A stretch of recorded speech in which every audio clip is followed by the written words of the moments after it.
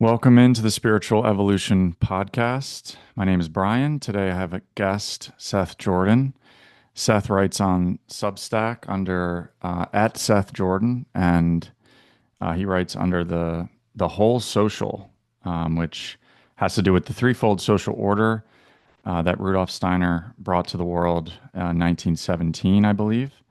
And Seth, before we get started, just interested in your background and what brought you to anthroposophy and eventually settling on the threefold social order as the main focus of your work. Yeah. So I did. My family, no one in my family had a relationship to anthroposophy, but when I was a child, my parents were hippies, and they decided to send me to a Waldorf school in Massachusetts. Um, and so yeah, it was a nice hippie school. Like it was, I don't know if you visited one, but it's nice and beautiful, and yeah, nice materials. You're playing outside a lot, and so I did that. And then also in high school, I went to a couple years at a Waldorf school. And yeah, definitely appreciated the education and went on to college. And most people who go through Waldorf education do not become interested in anthroposophy, which is the philosophy behind it. But I was a philosophy major. And so I was asking kind of questions about, yeah, about the meaning of life and what's happening in the world. And so I had the opportunity with a professor who I was close with to study Steiner in college alongside Emerson and alongside Nietzsche. I did a kind of study of all three.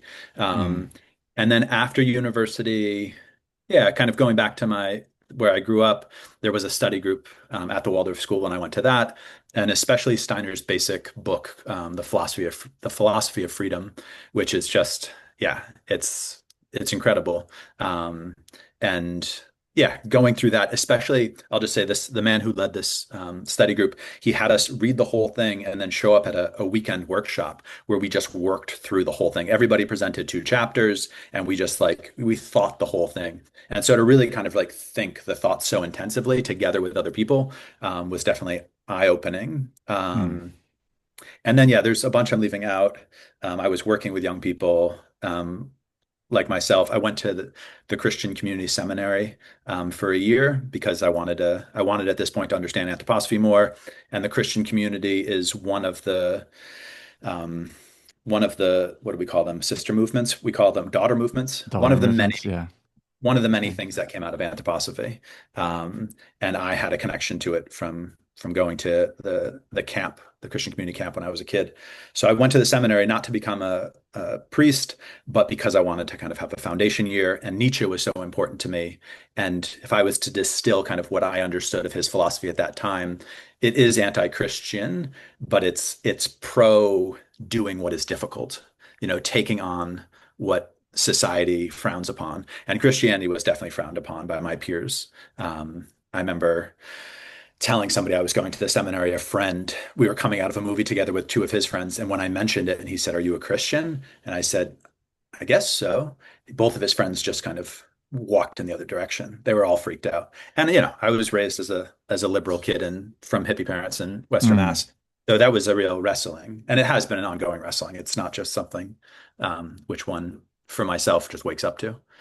And Yeah. then I'll just say the connecting to threefolding. So I was then working with anthroposophy. I just did a year at the seminary.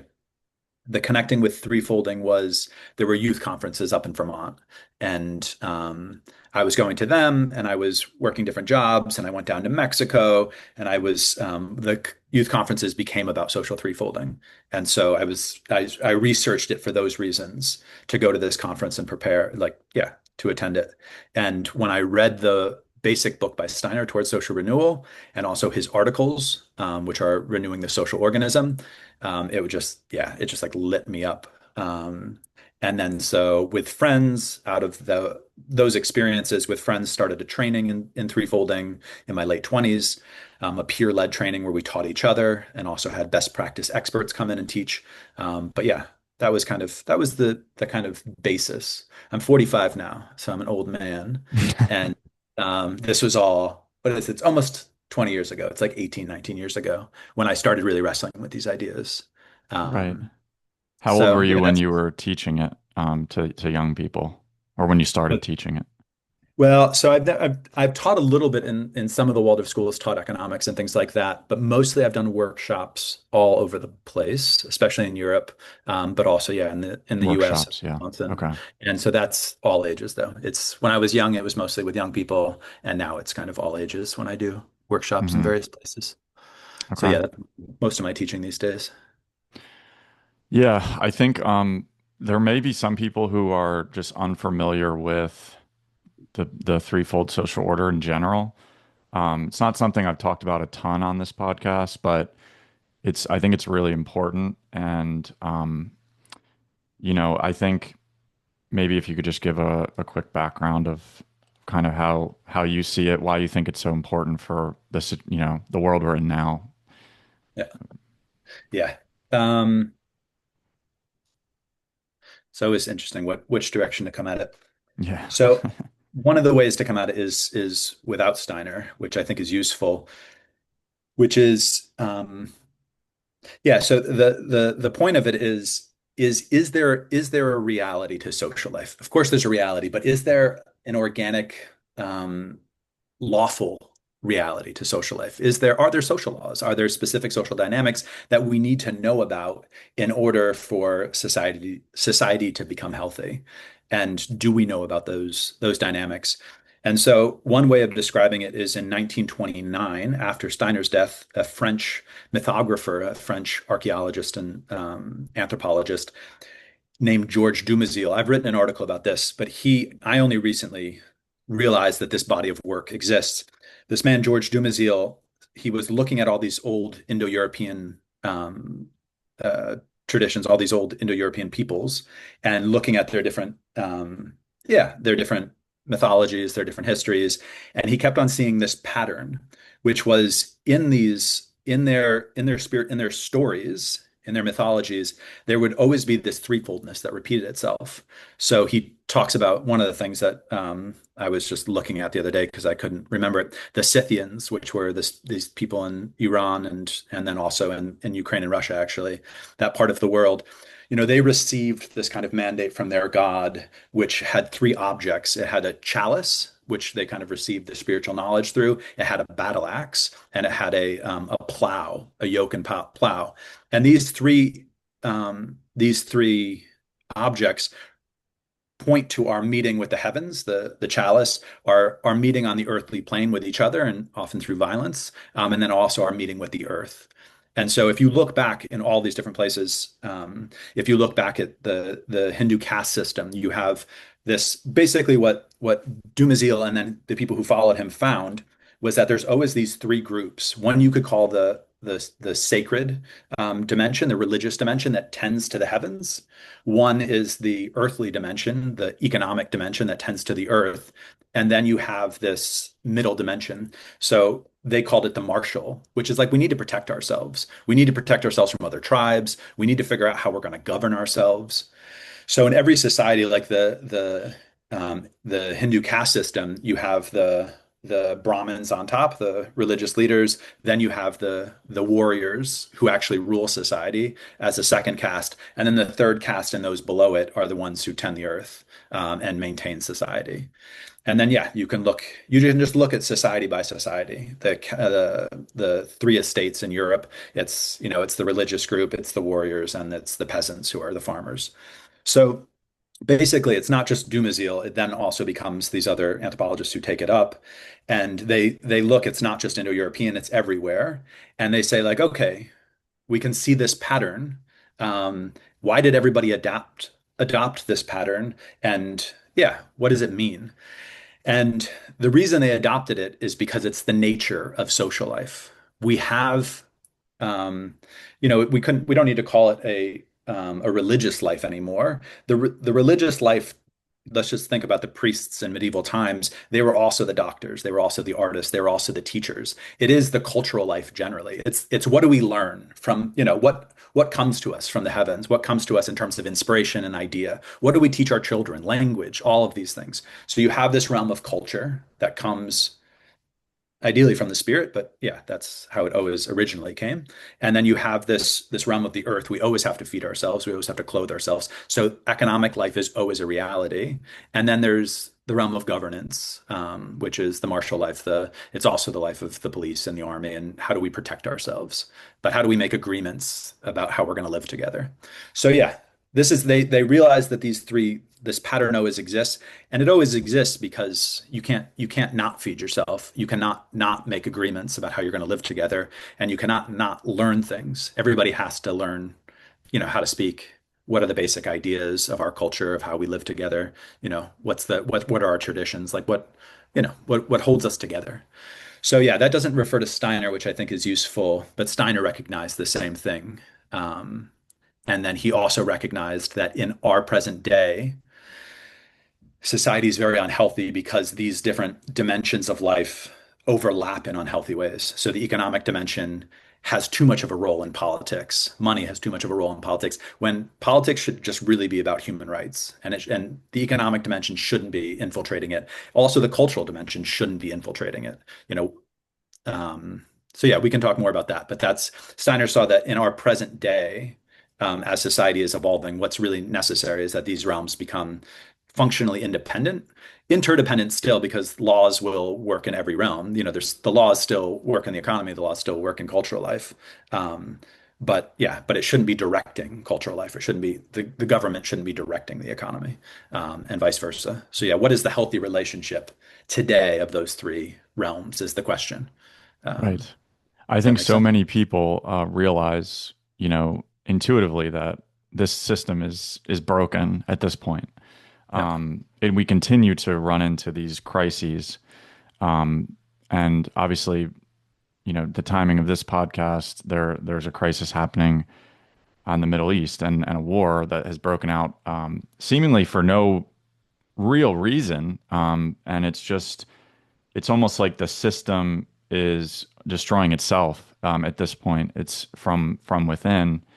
I think that, the threefold social order that Rudolf Steiner presented, is very relevant right now. So I think that that's something people can get excited about. There is a solution, potentially Yeah. not a utilitarian society or something, but it's definitely something we can be positive about, I would say, Yeah. for thinking that there is a solution to these problems. And I don't know, there's so many issues that are happening right now, but one of the things is just economically. I think a lot of young people with the current situation, they become very like nihilistic. So they think, that the situation is so bad that I might as well just gamble. I might as well just put it all on some kind of crypto stock or whatever, or throw it into these new poly market, things that you can basically bet on like anything happening in the world.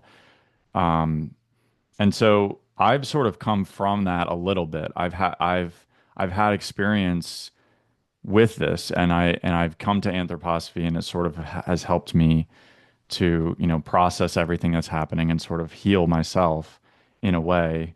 I think that there are many, smart and capable young people out there, who understand the government's influence on the economy through the debasement of currency, money printing, and they feel this wealth gap that is just massively increasing, and they think, okay, well, the only way that I can really catch up is through doing these sort of investments and trading and things like that. And so it's almost like they feel like maybe they feel like there's no place for them in terms of their unique sort of like destiny. Like what am I actually, what can I do in the world? And they may, and culturally as well, we're so chronically online now that, we've sort of been collectively splintered off a little bit as well because of that. And, I would just say, like, practically, what do you think that people can do who are sort of in this rut? What can they do to maybe threefold in their own life, or you know, yeah, just curious, like what you think people can start to do practically in the world and in their own lives. Yeah. Um, it's such a good question, and it's so huge. Um, and everybody's at such, they're in such different places in this question. But I would just, I mean, the last thing that comes to mind, because a lot of things came to mind, but the last thing that came to mind when you were describing this is we have to try to do what we can to bring health to society. There is this urge. What's his name? Jordan Peterson. Yeah, You know, he describes, I haven't listened to a lot of Jordan Peterson, but I know that he describes these young men that come to his talks who like want to serve. right. And I do think it's held differently in different groups. I mean, it's especially held strongly in the conservative wing of the political spectrum. I just think I've lived in small kind of conservative towns, and how many men take pride in being a fireman or being out there when there's a snowstorm and plowing, like serving the community. Hmm. And it doesn't tend to be like the liberal guys who are like living in that area who are like, I'm going to go become a fireman or I'm going to go out plowing. They're doing whatever. Um, but there is still this desire, regardless of political affiliation, to do some good. I've come to the earth to do some good, to serve humanity. And so the only way to do it, in my mind, is to know that our actions are actually serving this larger purpose. It means we have to kind of move slowly, take steps to see what is a healthy society, what is a larger purpose. And for me, I'll just say a big part of this whole picture is is that people need to find meaning. Um, they need to, I don't know, have you ever read Viktor Frankl, Man's Search for Meaning? No, I haven't, but I have the book. I should Yeah, read it. I read it in my early 20s and it was one of those books that, flipped the Yeah. script. I started reading it again the other day, 6 months ago maybe, and it was, yeah, still really Mm. um insightful. But it's just in human beings, if we don't have meaning to our lives, like it just the tapestry starts to fall apart. Like, what are we doing here? And so it's hard today to have any meaning because we're so materialistic. We're all just like the only thing that matters is getting ahead of other people. But Right. do we really, you talk about the wealth gap, and you said like I can never catch up with them. I can't remember exactly Yeah, how you said it, that's how but it it's like, feels. yeah, but we do want to catch up with them, strangely, even though we think Yeah. it's so corrupt, Mhm. yet we Yeah. want to make it. We want to be Right. one of them. Yeah.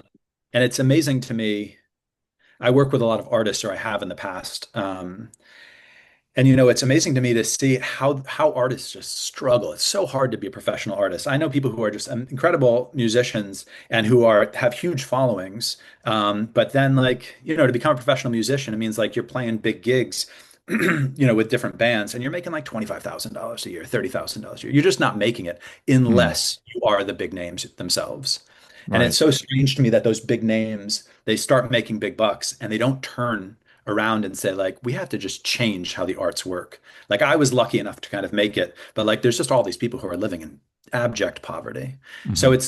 it is interesting that we all just get so subsumed in the rat race.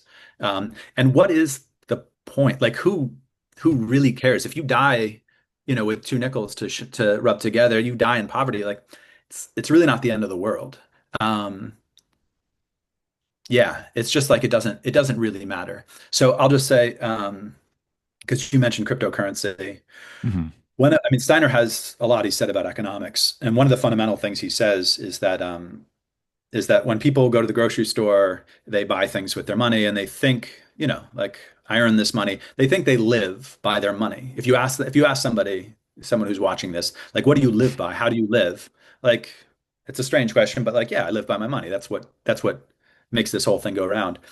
But it's not true. Money is a go-between, and we only live off other people's labor. So money is just a command. Steiner describes it as like a command of labor, right? There's just people working for each other. There's just the people who picked the tomatoes, who grew the tomatoes, who grew and picked the bananas and brought them to market. There's us all these people out there.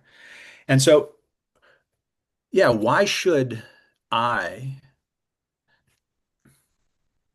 why should I take, there's this ratio of like human beings to goods. Why should I take more than my share? Why should I take more? When I take more, other people have less. It's just the reality. Mm, So it's good to start to become aware of that. The more I take, the less that other people have. And so now I need to just start thinking of myself in relationship to other people. And like how much do I need? Can I give more to society than I take from society? Can I be more productive? And that's the kind of, yeah, that's the shift in mentality that we need to start developing. And yeah, that one shift isn't going to do it. And that one shift was very difficult for me. I read that lecture over and over again, and every time I would do it, it would like blow my mind. I'd be like, haven't I read this before? Um, but yeah, when Steiner he talks about a healthy economy being one where my work, the fruits of my labor serve your needs, and the fruits of your labor serve mine. It's a selfless economy. Like that is, it's the nature of division of labor. All my work goes to serve other people, and all their work goes to serve me. So mm, selflessness is actually baked into the economy. Once we go from I know I'm sharing a lot, but once we move from like, I'm just taking care of myself at home and I start trading with my neighbor, then all of a sudden we're working for each other. And the more people we start trading with, the more efficient the economy becomes and the more selfless it becomes. So this is like one of Steiner's fundamental insights is that economic life is by nature selfless and that we work against that because we're just trying to get as much for ourselves as possible. We don't see who we're working for. Instead, we're just trying to work for a paycheck. And so something like crypto, yeah, when you look at it through that lens, it becomes like, okay, I'm investing in the crypto market mhm. as a as an investment. And there's other reasons, maybe you Yeah. believe in blockchain, maybe you believe in, we need to have currencies that work for people in developing countries that don't have access to money. Like those things, fine, good. But most people are just doing it for, to make money Hmm. because it's an asset that they can, speculate on. Yeah. And that means it's just a pyramid scheme. I mean, Right. it's just you're trying to get your asset to raise to a certain place and then take it out and you have more money, Hmm. but it only goes to that place because everybody else invests. And when it drops, everybody loses their money. And it's just Right. like I'm hoping we both invest, you and me, and I'm able to get some of your money and you're Hmm. screwed. I mean, that Right. is what it boils down to. Yeah, It's like, it really yeah, does. there's always It, someone on the other side who's screwed. yeah, it's really it's and even the stock market has become that way as well. It's not Yeah, as bad. But I follow this guy, Mike Green, who talks about passive flows, yeah, and he's saying, a huge amount of the stock market is actually controlled by these passive flows. So people who they have, they have a job and they put money into the market yeah, every 2 weeks, and you can track, what kind of those flows look like, and that's a big part of, the unemployment rate being lower means there's more of these passive flows. As the unemployment goes up, there's less passive flows, and it kind of feeds on itself. And so you actually can't really get out of the fact that you're going to hurt someone else by making money. So you're making money, and then eventually someone else on the other end is going to get screwed by that. Basically, like you can pull your money out of that system, yeah, but then that just creates less and less of that passive flow, which then hurts the other people who are participating in that system. And so Bitcoin is purely based on flows. It's just flows. It's just in and out, money in and out. yeah, Like you said, it is kind of like a pyramid scheme. And I've kind of come to that realization through his work. But at the same time, there's the trading aspect of it, and like there's these guys, this hedge fund called Hedgeye, and I follow their work, and I've always kind of just like been in the sort of into this trading thing. I still haven't sort of matured out of it yet. mhm, And I, yeah, they say how protect the pile, which I think is just so, it's sort of like the most kind of egotistical thing, really, because it's just, I have this pile of money that I'm protecting. I'm not like I'm not contributing to the world really. I'm just trading to protect this pile and increase my value from this pile of money. Um, and it's sort of gross, really. And I don't know. So I've had trouble with that myself, and I also have trouble, just to throw this out there too, just the retirement account in general. Like I don't. Sometimes I look at the world. I look at like what's the right thing to do, and it's almost like the temptation is too big for what they offer you to do that. And I go back and forth sometimes. I'm like, I don't know if I really want to do this because I'm locking that money up for 30 years, and then I have to participate in this capital system. And I want to be active with it. I'm not a passive type of person. Like I don't want to just put it into the market and not worry about it forever, which most people will do that. But then, as Steiner said, that capital becomes objective. Then, in a way, it's really working itself. You're not doing anything. But to me, if you can, I don't know if this is right, but if you can at least become subjective about it, and actually like learn and do the work to understand what you're investing in, I still think of that as better than just kind of letting it unconsciously go and not do anything about it and not have any. It's like your will force just is goes into the market, and you just let it go, and it just does its thing. So I know that's a lot, but these are just some of the things I think about in the context of this kind of topic. So I don't know if you have any thoughts on that. Yeah, yeah, yeah. Yeah, there is definitely a difference. So maybe also just to say I am no authority on this. I've had so little money in the past that investing is, it's been the farthest thing from my mind. Um, because I've just decided like, okay, what's the work I want to do? Will anyone support me to do it? If they Hmm. do, they do. But yeah, if they don't, they don't. And there is a difference, obviously, in investment in a business where you believe in the business Hmm. and that the business is sound and you're lending money to the business. Um, and even that, in a sense, when Steiner in his economic views, he talks about depreciating the currency needing to depreciate. The currency is just a representation of the goods in the world, and the goods depreciate. The meat starts to rot. And so if you have money, if you take money out of the system, it doesn't rot, and so you can use it at any time, and you have like an advantage over those people who are living hand to mouth with goods. But anyway, so he's describing how money really needs to depreciate like goods. And if I understand it rightly, when you lend to somebody, he just says, okay, this is a way to kind of keep your money, not increase your money, but just keep it at a kind of like, you know, plateau. Just keep it where it is. Mm. Um, but so I do think there is something to lending money, and now I have very little money, but I've learned about CDs, and like my understanding of CDs is it's investing in local businesses, especially if the bank you're investing in, that's Is what they're local. doing. Yeah. Yeah. Yeah, if I have a little extra money, instead of just keeping it in a checking or a savings account where it's being lent out anyways, a CD is a fine way of doing it. But otherwise you're just kind of playing this playing This this game. game. Yeah. And what are it's easiest perhaps to say like, well, why am I doing it? If you're not paying any, you don't have any attention to the things that we just described, but you're Right. just doing it in order to make as much profit as possible, then you are, that's what the world's doing. That's Yeah. why the ship is sinking. That's why everything is going up in flames. Yeah. Because we're all about short-term gain, and we're Right. all about just getting as much as possible for ourselves. So yeah, it's those bad people out there that have a lot of money, but obviously it's also us trying Yeah. to get the best deal possible, trying to make as much for ourselves as possible. Um, and yeah, I just want to say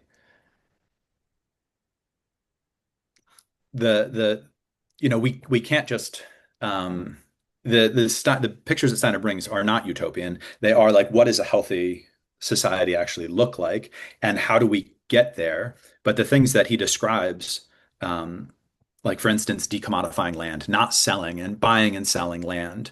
Um, but instead it's yeah, how do we work with it so that everyone has access to it, and especially people who are productive have access to it. But something like that, Steiner himself described that he gave a lecture about this, and the same day he was out trying to buy land.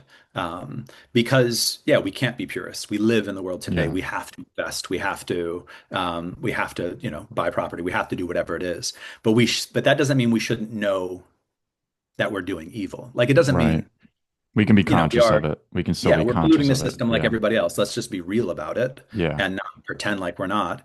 And then let's say like, well, what are we actually aiming for and how do we get there? How do we make small changes every day or ideally large changes to the system? So yeah, I'm not trying to be some sort of purist that says like don't do any of these things. People have to Yeah. do what they have to do. They need to retire. They can't work. A lot of people feel like they can't work until their dying day. Right. Yeah, I think that is like a false notion in our time too, though, is that but at the same time, like you look at the government now sort of, potentially taking away benefits and it's like what would happen in a threefold society, in a situation where, someone was older and they couldn't work anymore and they didn't save. I guess the community there it's like our communities aren't really strong enough to do that, to take care of that person right now necessarily. There's someone has to be hired, to come to the house every day and help the person. And this is actually just happening down my street. There's a lady who she still lives there, but she has dementia and sort of there was one time I had to have actually help her back into her house because she was outside and it was sort of dangerous. Hmm. And I thought to myself, could I be that person that would go down there and rather than having this outside person come in and get paid to do this work, why wouldn't it be okay for me to go do that? Yeah. That's just a thought that popped into my mind. But maybe things like that, situations like that. But I think that's the problem with like you know, the retirement thing. It's like, okay, well, if I don't do this and the government sort of can't take care of me, but at the same time, like that money may not be there anyway, because at the end of the day, like it's not a guarantee that all of, Oh yeah, for that sure. everything Social works out. Security. And that's, it's, if the system collapses, um, you're not going to have that money anyway. So, you're giving your money away to lock it up for 30 years into a system is broken and is probably going to collapse by the time you retire in 30 years. I mean, there's just no way at this point that something catastrophic isn't going to happen. Um, that is maybe not even going to allow you to have that money. So that's why I go back and forth with it, because I truly do think we're at that point. And I'm like, if I have a little bit extra money, I could, you know, um, help people, even like Substack stuff, subscribing to people, different things Yeah. like that. Yeah. Um, which like I've started to do small amounts for a few people, and I just it's like that's cool, um, but I'm not sure. How do you think about those concepts that I just kind of discussed? I know it's different things, but how a lot of communities online now. I think that's Yeah. that's part of the issue really is supporting each other. It becomes difficult. It becomes harder. Yeah. Yeah. One of the things that comes to mind is, do you know Krishnamurti? Yeah. So I don't know Krishnamurti. I mean, I've read one or two of Krishnamurti's books and was moved by them especially in my young adulthood. But one of the things that he's supposed to have said, and I think it's a little bit of a question of whether or not he did, and I'm not going to get the quote exactly right, but it's something like, "It's no measure of health to fit into a sick society." Um, And that's what we're trying to do. We're trying to carve out our little niche, to find our way, is as individuals, also as organizations. Like, can we make our thing work? And And the rest of it is sick. Um, and then there are individuals, I mean, what you described with the woman down the street, there are individuals, who are doing kind of grassroots, um, yeah, work. I mean, I think of mutual aid networks. There's this whole kind of alternative economic, solidarity economy Yeah. world where they're saying like, let's create a time bank and everybody's, if you're a dentist or you're um, a kid at a grocery store, like your time is equal and let's exchange our hours. And I think all of those things I mean, I think it's great for people to have initiatives that they can believe in and they can pour themselves into. Um, Also local currencies. There's just so much kind of in that space that I think most people don't know about. Um, Hmm.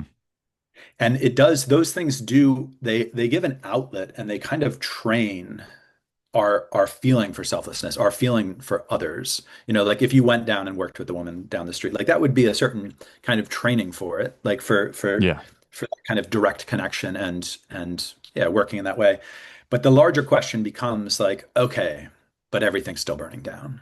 Like, is it really Hmm. going to be? And a lot of people say like, well, it's going to collapse and we just need to create a little, we got to create resilience. We need to know each other in our town. Hmm. And there's, I think a lot, it used to be transition towns, but there's different kind of initiatives in that sphere.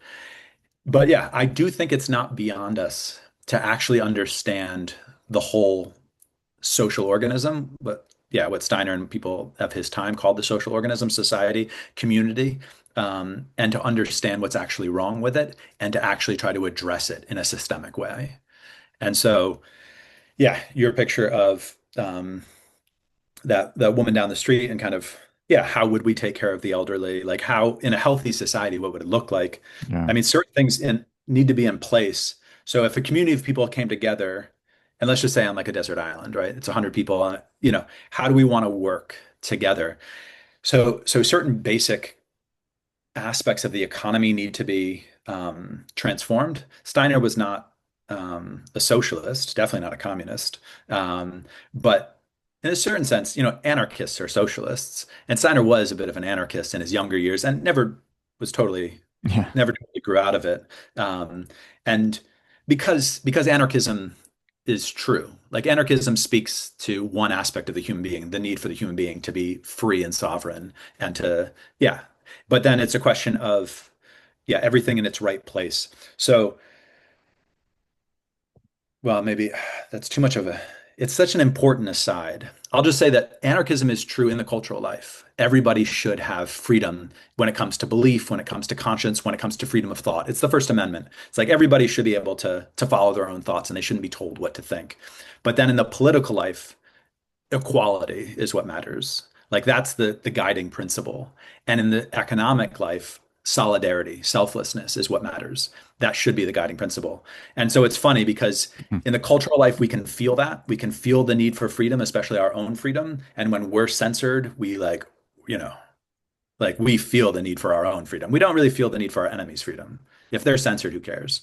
But in the political realm, we can feel the need for equality. We still want to have like power over each other. We still, we want to oppress each other, but we feel the need for equality. But then in the economic realm, we've been so indoctrinated by capitalism that we don't even feel the need for selflessness anymore. We think like, no, selfishness but that's not what our hearts actually aspire for. Our heart doesn't want to, we don't want to step over the homeless person. We want to take Right. care of the homeless person, but we have to take care of our child and we can't take care of both. Like we actually don't want to see people starve. We actually want to see everybody be taken care of. And so yeah, solidarity or selflessness is the higher ideal that we are striving for in our time. And so those three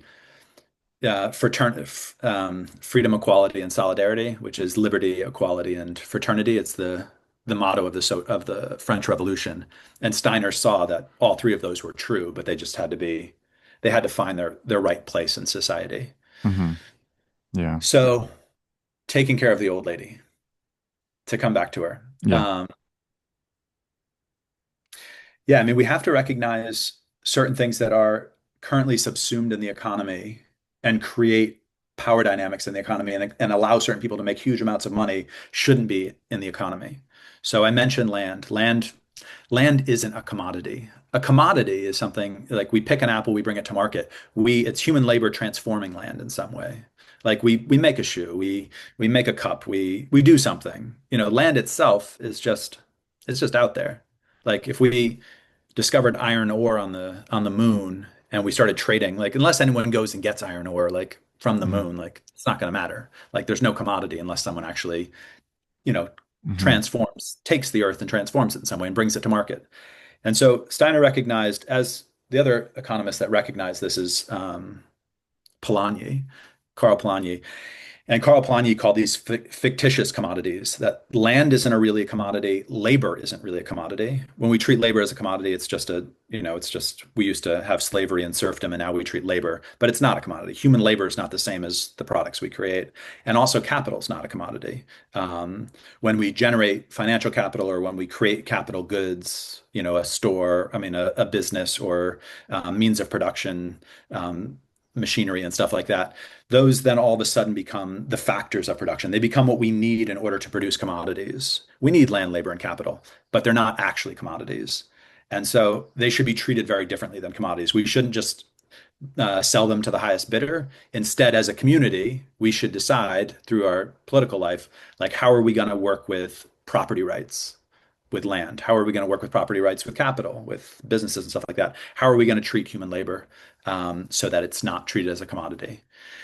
And then it would create a much more just economic system that, yeah, if we actually took some of these things seriously. So it is complicated, but society is complicated, and we're going to have to just like wrap our minds around it at a certain point. And that's what the future is like asking of us, is that everyday human beings start to like realize, yeah, society's, our political leaders aren't going to figure it out for us and do it for us, and we get to stay on Netflix. Right. We have to figure Yeah. it out. And yeah, and just coming back quickly to the retirement thing, I mean, if enough people pulled out, Yeah. we actually could have an impact. And it's the system is broken, and we do need to recognize that, and we need to potentially sacrifice to for the greater good eventually, doing the right thing, and knowing what is the right thing to do. And I think, when studying anthroposophy and, the philosophy of freedom, and I do think these things, they become clearer in some ways. It's like it's the responsibility of knowing in a way, having a knowledge, like true knowledge of like what is actually really happening, being conscious of some of these things. I mean, when I describe capitalism to people, and or I say what's, sometimes I'll be like, there's an issue with this, and one like simple thing is, why is there traffic at all times a day now?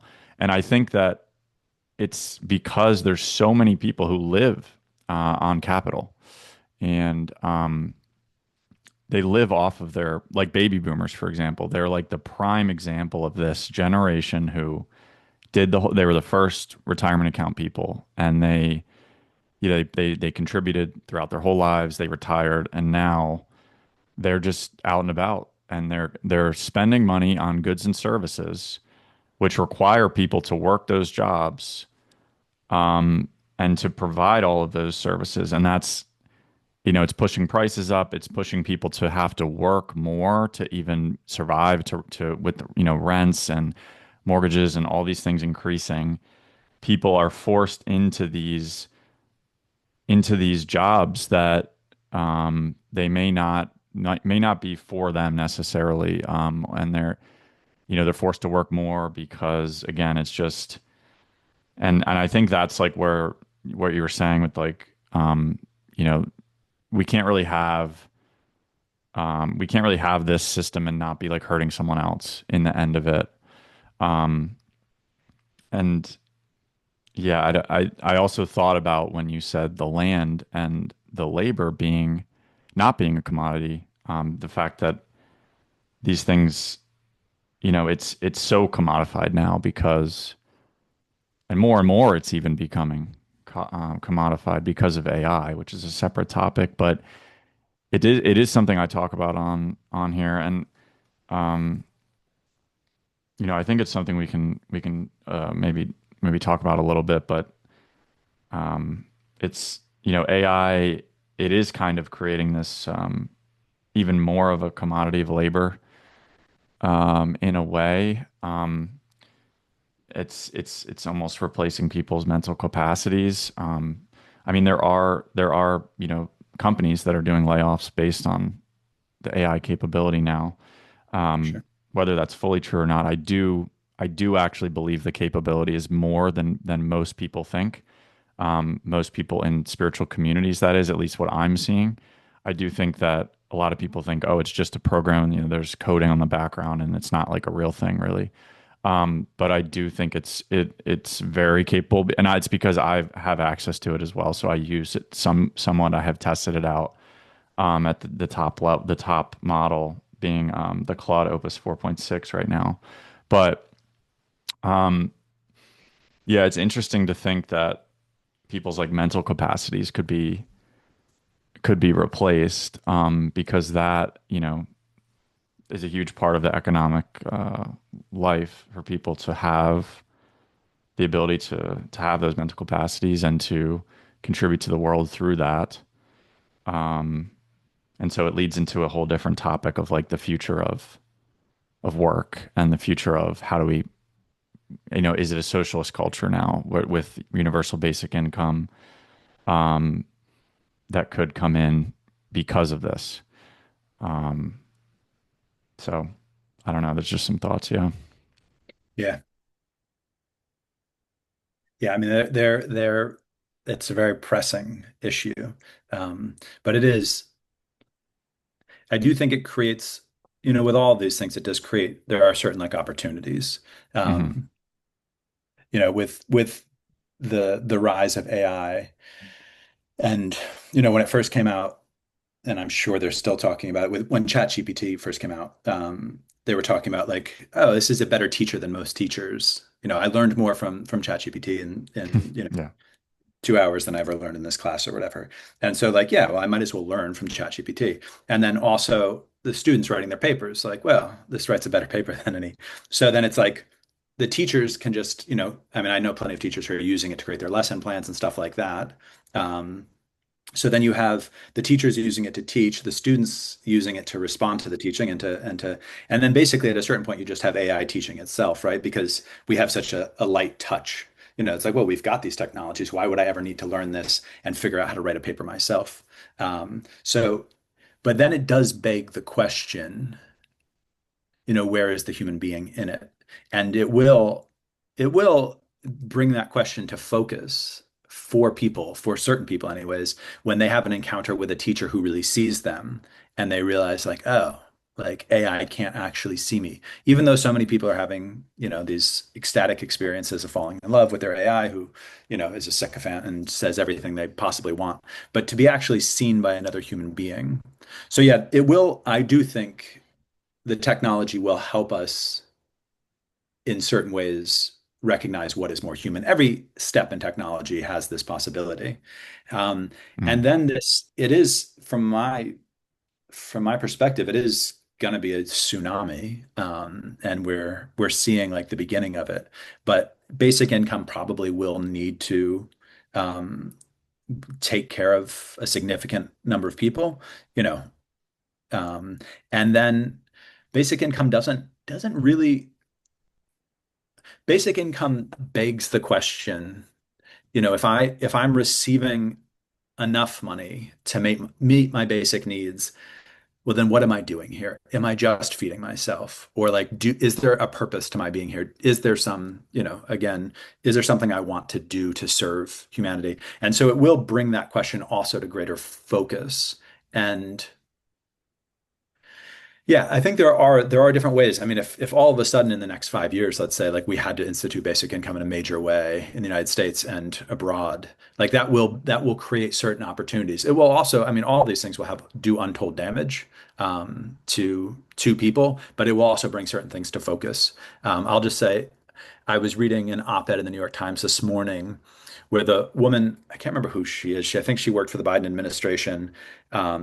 and she was talking about the economic catastrophe of AI. And she was saying, in order to get in front of this thing, we need the private sector to really figure out using AI also. What are the jobs that are going to be lost? Like, what's going to be the repercussions of this? And then we need investment from especially the public sector, from the government to kind of to basically, yeah, find ways of withstanding the damage of it. But that to me, she said some things that really I think are terrible. She really said that the private sector, the business really needs to get totally into the universities and, tell them basically what they need to be teaching people, which is totally the wrong idea. But nonetheless, the picture of the private sector really banding together, it's not like Anthropic is going to figure this out. Like, who is going to figure it out? Who would do what she's describing? And the only way it would happen, from what I can see at this moment, is if within the private sector there started to be greater kind of coalition and associative work, as Steiner described it. So Steiner described how in a selfless economy where we're not working against each other and trying to get as much from each other as possible, we need to be working consciously together. We need to be collaborating. We do it in any business, we do it in every corporation. We work collaboratively together. But once we leave the corporation's walls, we compete with each other, and it doesn't actually make any sense. Instead, we need to be working in associations. We need to be working collaboratively to ensure that everyone's needs are met. That's the, you know, it's so uneconomic. It's so inefficient for two companies to be producing the same thing and then one to win out and one to have to trash all their stuff. We're just like throwing stuff in landfills because we're working against each other. We're working, the invisible hand is guiding it, and the visible hand is not particularly efficient in that sense. How many new businesses go out of business the first year? It's whatever. It's just a huge percentage. 50% or something. Yeah. Yeah. Yeah.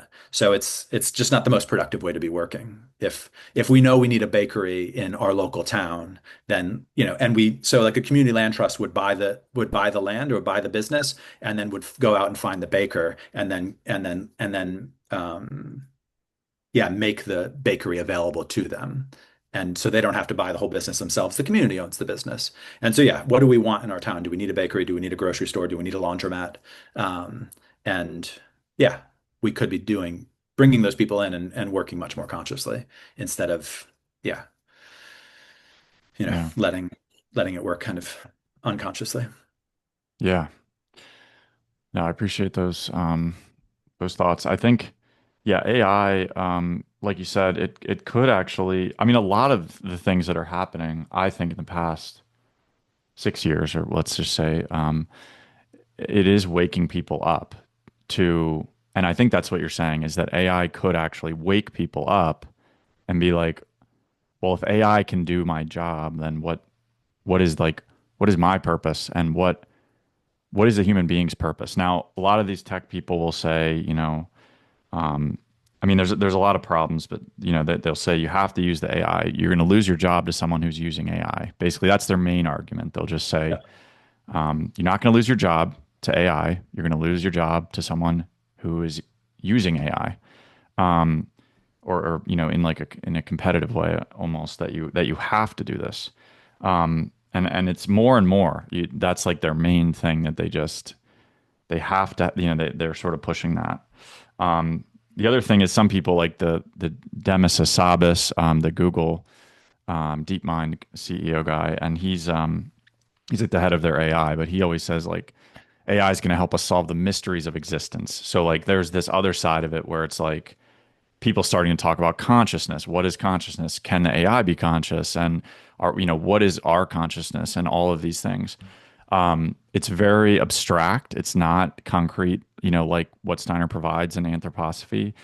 Um, in some ways, I think what Steiner brought was for this time because of all of these things happening. And he did sort of say that, right? I mean, I think he said, that there would be this kind of crisis moment at this time, and that we would be here to try to help through that, I guess, in a light way to say it, um, but yeah, I do think it can wake people up, and maybe it can be a positive. Maybe we can form a parallel system that, it's because at the end of the day, if all these corporations are firing people to use the AI to replace them, then they're all just AIs working with AIs and capital working with capital. And it's kind of this like totally unhuman system at that point. I mean, there's literally nothing, no human involved. And how does that stand up on its own? I mean, it's almost like it would have to collapse because there's nothing that humans just wouldn't even be involved at that point. Obviously, that is who knows how far in the future it is, but um, yeah, it's just interesting to think, try to think in a way like how could this help? And I think if we all have UBI and we're all just like, what do we do with our lives? Maybe we can start doing what we actually love to do, and maybe we can form community, form social life a little bit more. We have more time. Maybe we can go and we can go and form groups with people, and I don't know. I mean, it's not ideal because I think that it's a huge part of what we need to do spiritually is work. And so there's like huge issues there, but I just wonder if maybe then we could become something else that we're still working, but we're doing it in a way that's not even really for the money. It's just like, oh, we actually like to knit, and this person, likes to, do carpentry, and this person likes to coach basketball or whatever it is. So I don't know. It's just like a different way to look at it, but Yeah, it is interesting to kind of to try to reach into the future a little bit. yeah, Um, and it is, things are changing so, I don't know. It seems like things are changing so quickly. yeah, Um, but yeah, I do. I mean, I guess one fundamental thought for me, and it comes out of Steiner's work, although I don't know where he's said it. But this thing that you shared earlier is like people don't know where their place is. And it is that the thought is that every human being has come into the world to do some sort of work in the world, to take up some sort of task, and to have their own consciousness transformed, to develop themselves over the course of their life and over successive lives. So then, yeah, how do we understand what that development needs to look like, and how do we understand what role work plays in it? There's a certain amount of learning, there's a certain amount of needing to develop ourselves, you would say, culturally, through education and through these different things. But then it also, yeah, we're not just developing ourselves for the sake of ourselves to like build up treasure for ourselves. We're hmm developing ourselves in order to serve others. Um, so yeah, it's only going to get worse in a sense. Although, as you're describing, it creates certain possibilities for people to say like, well, how do I want to serve? What do I want to understand? The idea that AI will help us um, solve the mysteries of existence. solve the mysteries of existence is a bit laughable, Yeah, but it's laughable because solving the mysteries of existence has to happen within us. And it's such a challenging thing to do, like to grow our own understanding, to like die mm, and become and develop deeper levels of awareness, to cultivate love in like the small ways that we're capable of doing, or the large ways that we're capable of doing. Like, all of these things, we're so stuck in where we are, and to take another step forward is so challenging. Maybe some people are born able to run, but most of us, it's just one step after another. And, it's like AI is not going to do it for us. We have to do it. AI potentially could help, like a teacher could help, like Steiner can help. Um, right. but I don't think AI can help as well as Steiner can help, Yeah, or as well as with others. I mean, I do think Steiner has the most to offer. But as I mentioned, like I read Krishnamurti when I was younger. I yeah, read Viktor Frankl. Like there's all these other brilliant thinkers out there as well that there's a huge amount to learn from. Um, but yeah, we just can't get around that learning and that developing, and that work. We just those are the things we're going to have to do. And as the outer kind of conditions change, some of those things will become more clear. Some of them will be more difficult. But yeah, Right. Yeah, that's so important that we can't discover necessarily the mysteries of existence even from just like reading Steiner, because it's like this external sort of like, yeah, we're reading a book, but the mysteries are really within us, and we have to do the work. And I really like that framing of that. Um, I guess just as a last question, we're talking about young people not really being able to find their path. What do you feel like is the method or maybe the way that people can kind of listen for their own unique path in the world? Um, I know it's a big question, but it's I think something that people want to be able to find that, so it's yeah. yeah, for sure. Um, it is so hard. We're so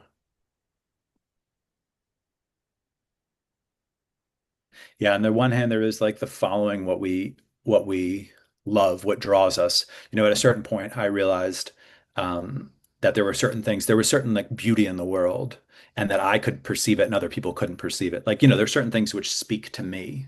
Mm, Certain forms of music, I've said I've worked with artists. Also, the theater, like when I go out to like a play, I'm just like, but obviously not everybody's moved by that. But then the beauty I see is the beauty that I can serve. Like it's a calling to me. Like, oh, this has something to do with me, and I can give myself to it. So that's like one part mm, of it. Also, I mean, this other part of our challenges and our wounds. Like we're always running away from the things which are really difficult. And I remember being in an experience of I had this devastating breakup, um, and and then it was like months later, and I was still kind of going through it with this person, and I was in a situation where it was just like the scenario was like it was too difficult. There was too much going on, and I was just like, oh, I can't handle this. I need to get out of this. And then I was like, oh, but there's something like this could change tomorrow. Like the situation could change tomorrow. Um, but like there's something today that I can learn from this. Like it felt like I was juggling and there was just like too much up in the air. So forget, that scenario. It's like that overwhelm is an experience that a lot of people have in their lives. And, we want to kind of I'm not saying we shouldn't shift our lives and change our lives so that we're doing the healthiest work that we feel called to do and we're not being totally overwhelmed. But also, yeah, just to recognize that in the challenges, there's also like something we can learn in this moment. Like this was at that same time I had this thought like what we've given ourselves as humanity right now to overcome. It is like this tsunami with AI. It's all these things, but like we've given it to ourselves because we're capable of overcoming it. Like we only become strong through transforming the obstacle, through transforming the challenge. Like we meet this challenge and we're too weak to do anything about it, but then we become strong in overcoming it. So to me, it's very heartening. It's very like I'm just like, holy cow, we've had such faith in ourselves. And I know you kind of need an anthroposophical view to believe this. You'd kind of need reincarnation and karma to think yeah. like, oh, I've come into the world at this point with these challenges because these are the challenges that can make me strong, that can develop my consciousness, that can develop my capacities in the world. And they're so overwhelming. Like it's such a mess. But this is what we've given ourselves. So we also have a certain our higher self has a certain like faith in us. Like, yeah, you can do this. Even if it's like so terrible.